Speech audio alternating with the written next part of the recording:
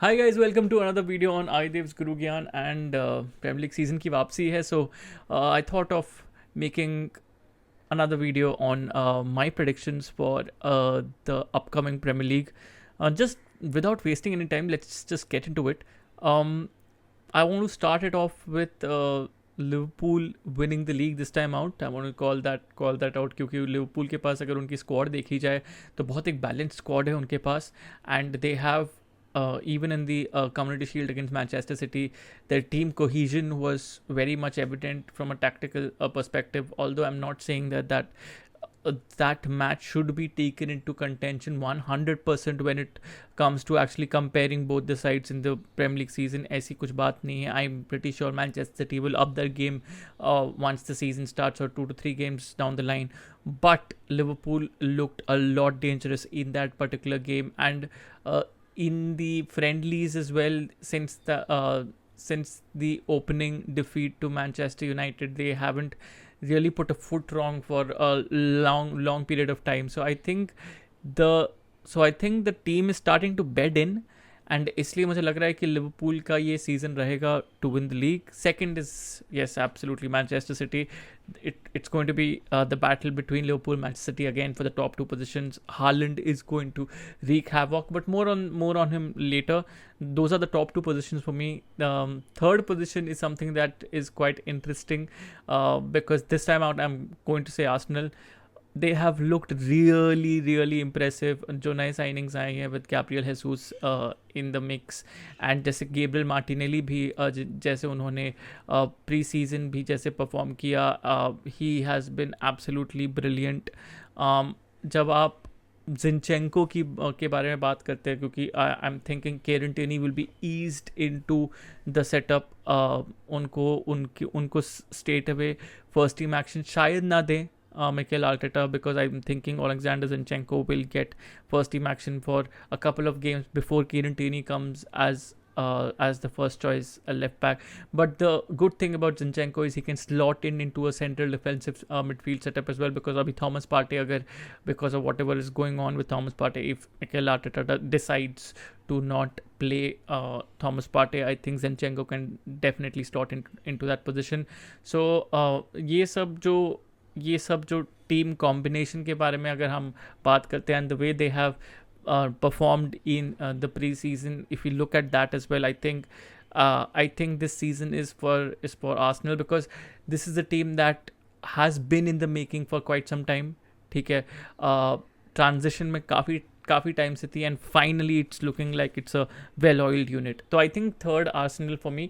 Fourth Spurs मैं बोलना चाहूँगा, क्योंकि एंटोनियो कॉन्टे जब से आए थे, again the signings that he got into the mix as soon as he came were bang on, and now the signings that he has got are even more dangerous, with Yildiz Bissouma, Ivan Perisic, and Richarlison coming into the mix.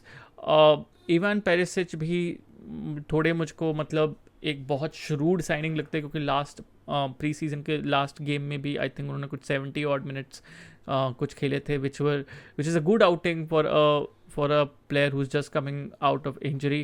And I think Ivan Perisic could be that deciding factor in the left wing back position, or I think he would play left wing back mostly.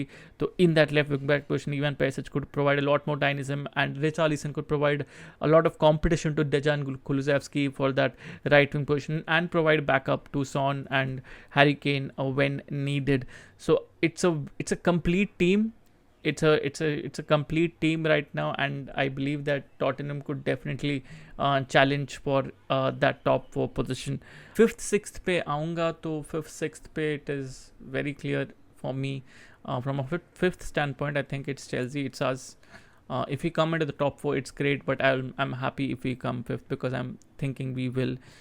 The other 4 teams on paper look really impressive and look a lot better than us. That in no way am I saying that we are bad, but it has been an unfortunate pre-season for us so far, क्योंकि I think in every season, in every in every pre-season game we have conceded a goal. We have not kept a clean sheet.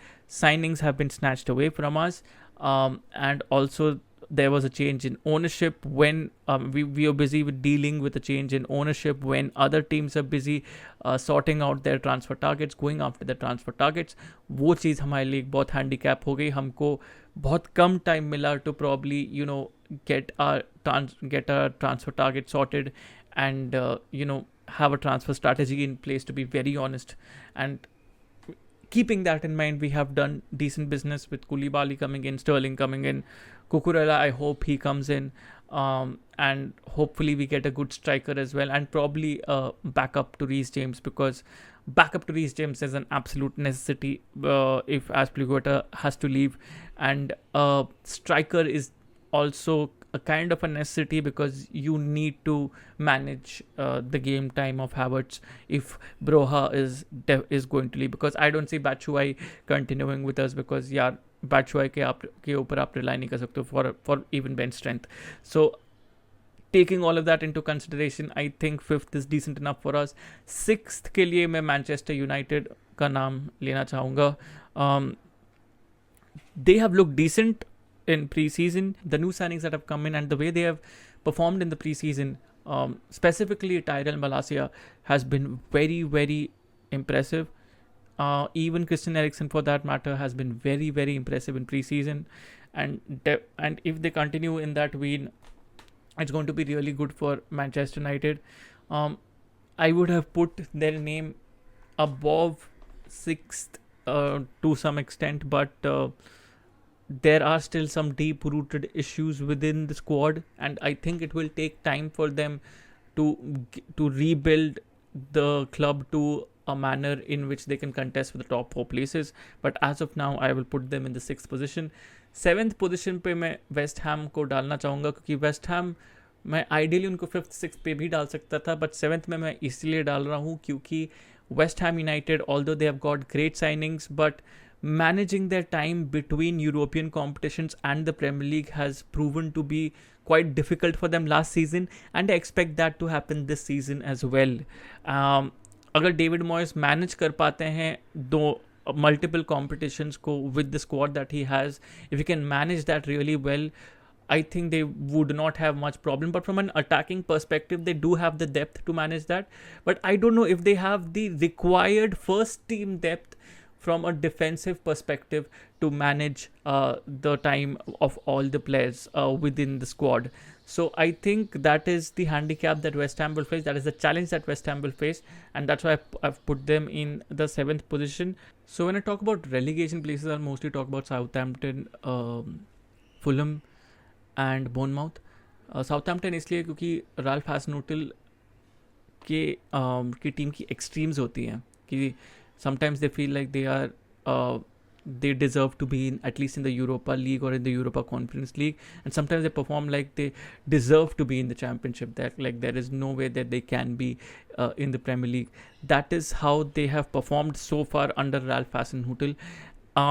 जब आप उनके record को भी देखोगे of last season, if you look at the record that they have had last season, their goal difference has been worse than Burnley, जो अभी relegate हुई है, -24.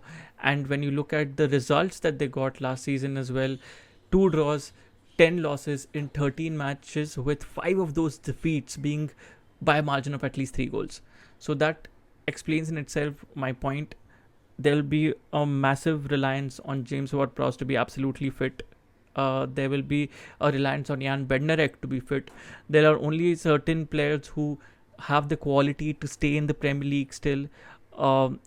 Transfers में भी वो youth पे उन्होंने ज़्यादा focus किया है. It's not that they need, it's not just that they need tweaks in the squad. They need a complete overhaul, which hasn't happened. So मेरे लिए Southampton I think relegate होगी इस season. And so I think Bournemouth will go down. Fulham, there is a certain voodoo about the club that almost whenever the club gets promoted to the Premier League, either in the next season or either in the next 2 seasons, they go down to the Championship. So that there is certain voodoo about Fulham. Also the fact that Fabio Carvalho has left will massively impact their attacking impetus, although Harry Wilson still remains. But it was Fabio Carvalho who supplied a lot of goals for Alexander Mitrovic. और Mitrovic के बारे में भी अगर बात करें तो Alexander Mitrovic एक ऐसे खिलाड़ी हैं जो एक बहुत confused specimen है when it comes to judging the player. You really can't judge Alexander Mitrovic properly, because although he was an absolute beast in the championship, but you really can't expect him to be a beast in the Premier League as well, because there are a certain section of players who are good enough to be in the lower leagues but not good enough to be in the top tier leagues, and that is, I think, Alexander Mitrovic. So I think these three teams are my relegation contenders, and दूसरों को मैंने डाला है ये table पे, आप देख सकते हैं. और अगर मैं player to watch out for के बारे में बोलूँगा तो अर्लिंग हॉलैंड काफ़ी सिंपल है. आप जजमेंट खाली वो कम्युनिटी शील्ड के गेम के बेसिस पे नहीं मार सकते हैं. Although in the first half his movement was very good. Second half में they just cut down every passing lane to Erling Haaland, and he had to come deep to actually get the ball, lot deep to actually get the ball. So I think you really can't form an opinion on the basis of just that game. Erling Haaland will get goals once the team starts clicking a lot more around him, once the team starts knowing his movement and starts creating spaces for Erling Haaland to run onto, and also when the team starts to have a plan B. Plan B ki matlab you don't have to directly look for Haaland every time. You give the opposition an impression that you have a plan B. You are trying to score a goal without Haaland, and somehow Haaland will get the space because the opposition will be distracted, and somehow Haaland will get the space to run on to, and that's where you pick a pass straight to Haaland and Haaland will score it. So I think these are some situations that will come once the season goes forward, and this is my player to watch out for.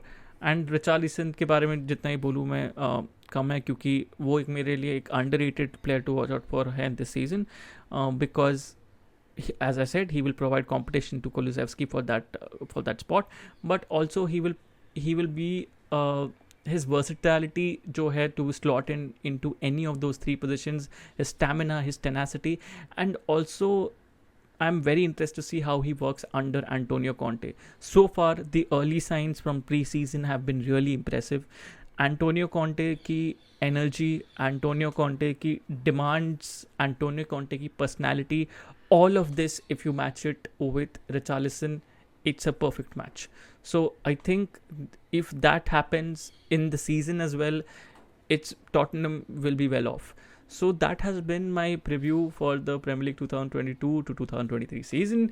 Let me know what you think in the comments below, and we will take it from there.